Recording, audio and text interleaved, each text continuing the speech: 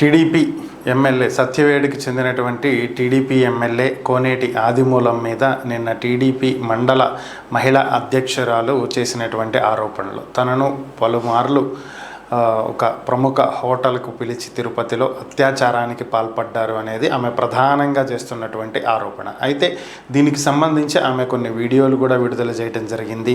దీనికి సంబంధించి TDP party నిన్ననే చర్యలు తీసుకుంటూ ఆయన సస్పెండ్ చేయడం కూడా జరిగింది. అయితే దీని వెనుక ఉన్నటువంటి అసలు కథ ఏంటి, ఎందుకు ఆదిమూలం టార్గెట్ అయ్యాడు అనేటువంటి అంశాల్లోకి ఒకసారి చూసినట్లయితే మనకు అందుతున్నటువంటి సమాచారం ప్రకారం ఒకసారి పరిశీలించినట్లయితే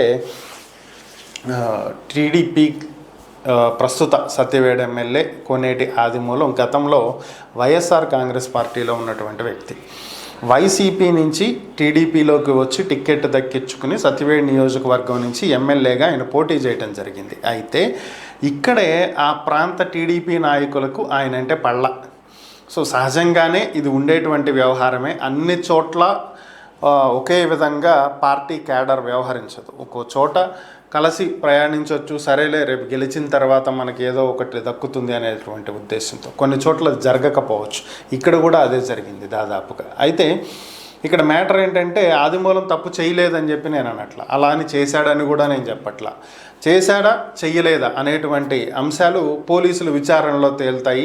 దాన్ని బట్టి కోర్టులు తమ పరిధిలో ఎంతవరకు చట్ట ప్రకారం శిక్షించాలి ఏంటి అనేది కోర్టులు చూసుకుంటాయి. ఇదంతా ఒక ఎత్తు. అయితే ఈ విషయానికి సంబంధించే ఇప్పటికే బాధితురాలు ముఖ్యమంత్రి చంద్రబాబు నాయుడు అలాగే లోకేష్ దృష్టికి గతంలో తీసుకువెళ్ళటం జరిగిందని, తమ దృష్టికి వచ్చినటువంటి వెంటనే ఆదిమూలంకి వాళ్ళు ఇన్ఫామ్ చేసి, సో ఇది పరిస్థితి, నీ మీద ఆరోపణలు వస్తున్నాయి, వీటి గురించి కొంచెం నువ్వు పట్టించుకోవాలి, ఆమెతో మాట్లాడుకుని ఆరోపణలా నిజాలా అసలు ఏంటి అనేటువంటి విషయం తేల్చుకుని ఈ ఇష్యూని సద్దుమణిగేలా చేసుకోండి, లేదంటే పార్టీ క్రమశిక్షణా చర్యలు తీసుకోవాల్సి వస్తుంది అని చెప్పి ఆల్రెడీ హెచ్చరించారు అనేది ఒక వార్త నడుస్తుంది.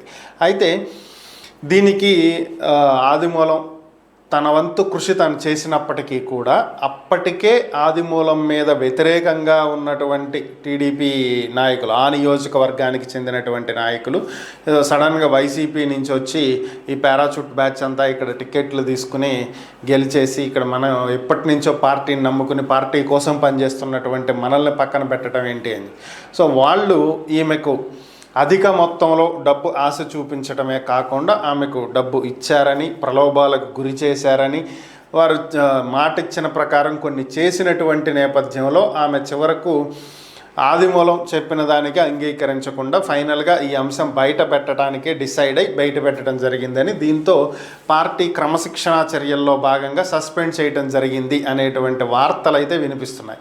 మరి ఇందులో వాస్తవాలు ఎంతవరకు ఉన్నాయి ఎంతవరకు లేదనే విషయాన్ని పక్కన పెట్టినట్లయితే ఓవరాల్గా ఆదిమూలం రాజకీయ భవిష్యత్తు ఇక్కడ నుంచి ప్రశ్నార్థకమే, దాదాపుగా ఇక ముగిసిపోయిందనే అనుకోవాలి.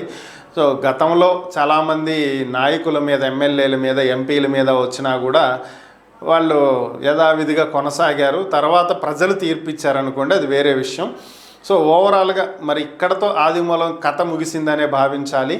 మరి దీన్ని పోలీసులు ఏ విధంగా టేకప్ చేస్తారనేది చూడాల్సినటువంటి అంశం.